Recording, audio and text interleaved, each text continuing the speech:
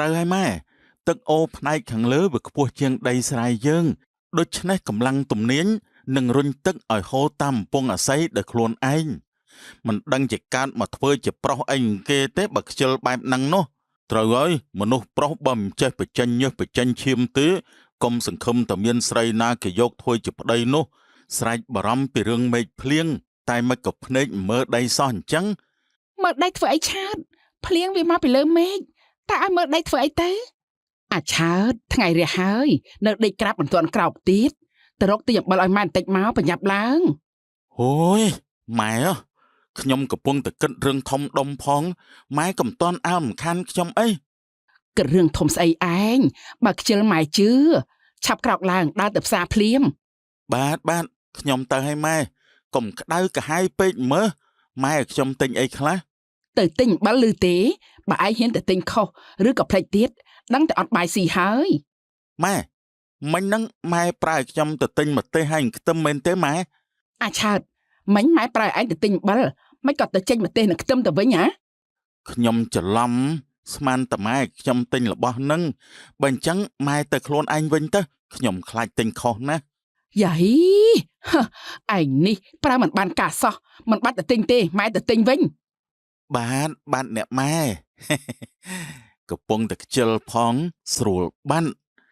ត្រូវទៅរកវិធីឲ្យម៉ែឈប់ប្រើជារៀងរហូតទៅបានអូនអើយមើលជួយរុញគូតគោនឹងបន្តិចមកមើលវាមិនព្រមចូលក្រោលសោះអោព្រះអើយខ្ញុំមកឡើងចុកចង្កេះអស់ហើយវានៅតែលូតកញ្ជ្រោលទៀតហត់ណាស់វើយដេញពេញមកល្ងាចទៅហើយវានៅតែរត់កលឹងជុំវិញនឹងដដែលម៉ែឈប់ខំប្រឹងអូសទាញវាទៅនាំតែហត់ទេបើឯងឆ្លាតមកជួយអូសវាមើលកុំនៅឈរនិយាយបដៅអញខ្ញុំមិនប្រើកម្លាំងបែកដេញដូចជពុកឲ្យម៉ែទេខ្ញុំប្រើវិធីងាយជាងនឹងឆ្ងាយណាស់វិធីស្អីឯងអាឆើតគោរឹងរូសបែបហ្នឹងណាបើមិនប្រើកម្លាំងទេវាព្រមចូលក្រោលដោយរបៀបណាត្រូវហើយឆើតបើមានវិធីល្អឆាប់បង្ហាញមកកុំឲ្យពួកយើងហត់បែកញើសអញ្ចឹងចាំមកផ្លែតខ្ញុំចូលក្នុងផ្ទះបាយសិនទៅរករបស់ស្អីទៀតហើយកូនគូនេះរឹងរូសដូចអាឆើតអញ្ចឹងដេញក៏មិនទៅរុញក៏មិនរំកិលដែរម៉ែចាំមើលវិធីខ្ញុំចាប់កូនគោនេះចុះមិនបាច់ហត់រុញនាំតែឈឺចង្កេះទេឯងកាន់អំបោះមកធ្វើអីចង់វាយកូនគោឲ្យងាប់មែនទេអាឆើតមែនទេម៉ែខ្ញុំយកដបងនេះទៅជ្រលក់ទឹកអំបិលខាប់ក្នុងផ្ទះបាយមកអន្តើចុះដំបងប្រឡាក់ទឹកអំបិលជួយឲ្យគោចូលក្រោលបានយ៉ាងម៉េចទៅអាឆើតម៉ែចាំមើលណាកូនគោវាចូលចិត្តរសជាតិប្រៃណាស់វានឹងដើរតាមលិតដបងនេះជាមិនខាន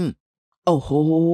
យាយរស់នៅដល់ពេលនេះទៅហើយទើបតែធ្លាប់ឮល្បិចយកទឹកអំបិលមកតាក់គោនេះឯងកុំមកនិយាយកុហកបោកប្រាស់ណាទឹកអំបិលសោះមិននឹងអាចបញ្ជាសត្វគោបានទៅហ៎ធម្មជាតិរបស់សត្វវាមិនដែលកុហកយើងទេម៉ែចាំមើលខ្ញុំបង្ហាញឲ្យឃើញផ្ទាល់នឹងភ្នែកបើអញ្ចឹងឯងសាក់លបងមើលចុះបើមិនបានផលទេដឹងដៃអញមិនខានទេមករបស់ឆ្ងាញ់ណាស់កូនគោ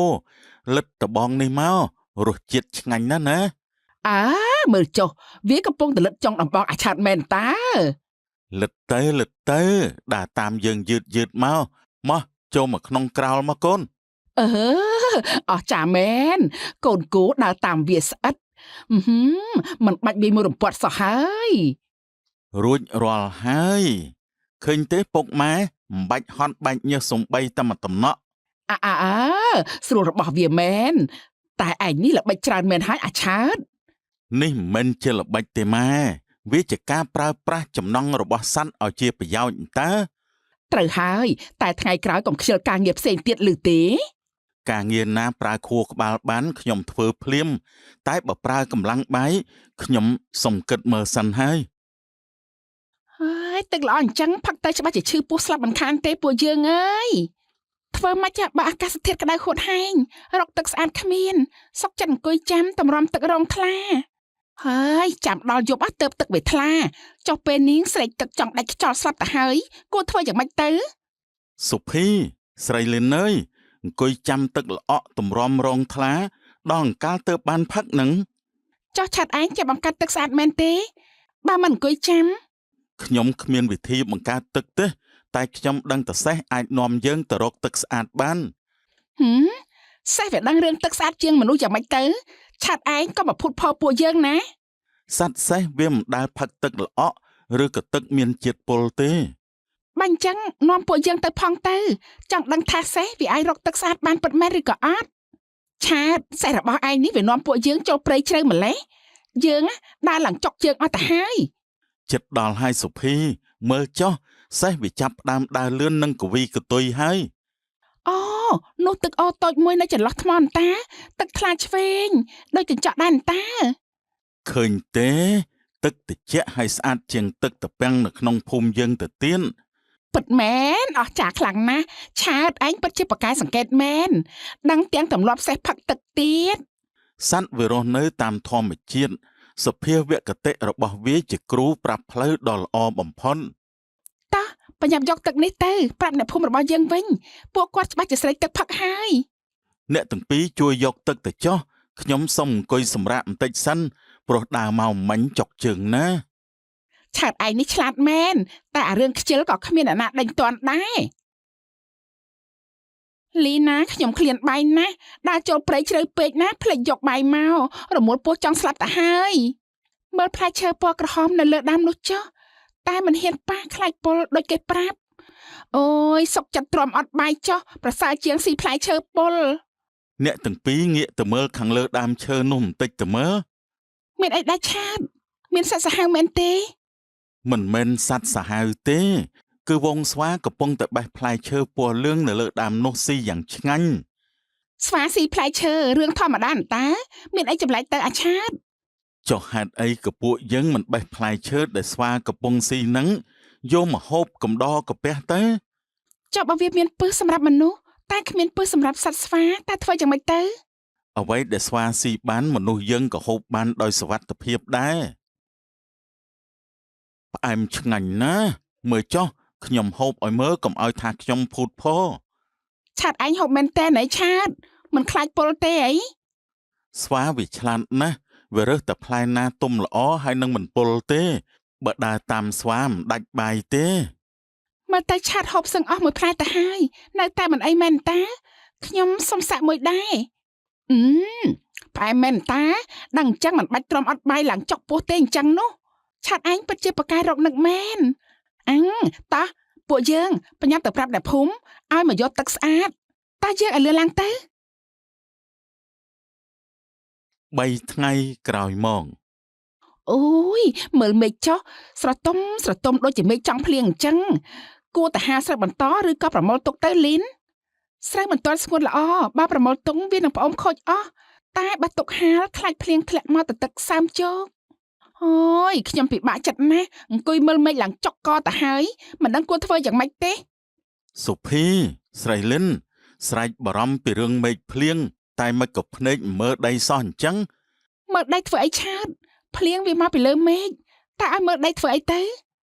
បើចង់ដឹងតែភ្លៀងឬក៏មិនភ្លៀងមិនមែនមើលតែប្រពងម្យ៉ាងទេត្រូវមើលសត្វស្រមោចនៅលើដីវិញ ស្រមោចវាដឹងពីរឿងអាកាសធាតុជាមនុស្សយើងទៅទៀតមែនទេ ត្រូវហើយបើភ្លៀងចិត្តធ្លាក់ខ្លាំងសម្ពាធដីប្រែប្រួលស្រមោចនឹងរើញ្ជូនពងរបស់វាឡើងមកលើទីទួលខ្ពស់ទាំងវងមែនតាស្រមោចនៅទីនេះដើរលេងធម្មតាអត់មានផ្អើលជញ្ជូនសុទ្ធអីសោះ ហាលស្រូវបន្តទៀតទៅមេឃគ្រាន់តែបាំងពពកគ្រាន់តែខ្យល់តែអត់ភ្លៀងទេខ្ញុំធានា ចាអរគុណណាស់ឆាត នៅរដូវដាំដុះ អូយមើលចុះបងគេឯងខំប្រឹងរែកទឹកចាក់ស្រែឡើងដាច់ខ្យល់ចំណែកឯស្ដេចខ្ជិលប្រចាំភូមិនេះវិញដេកលើក្រែធ្វើមិនដឹងកោតតែធ្វើអញ្ចឹងទៅរួច មិនដឹងជាកើតមកធ្វើជាប្រុសអីគេទេបើខ្ជិលបែបហ្នឹងនោះត្រូវហើយមនុស្សប្រុសបើមិនចេះបញ្ចេញញើសបញ្ចេញឈាមទេកុំសង្ឃឹមតែមានស្រីណាគេយកធ្វើជាប្តីនោះប្រយ័ត្នតែអត់ប្រពន្ធរហូតដល់ចាស់ណាអាឆោត មនុស្សប្រុសតែបែបនឹងឯងទោះបីជាសល់តែម្នាក់គត់នៅលើលោកក៏ខ្ញុំមិនកលែកមើលដែរ អូខំប្រឹងរែកទឹកជីកដីទាំងថ្ងៃក្តៅបែបហ្នឹងប្រយ័ត្នតែឈឺចកេះណាតែក៏អរគុណដែលបារម្ភពីរឿងខ្ញុំអត់ប្រពន្ធដែរ តោះយើងទៅធ្វើការវិញកុំនៅនិយាយជាមួយមនុស្សមិនដឹងខ្យល់អីបែបនេះនាំតែខាតពេលទេ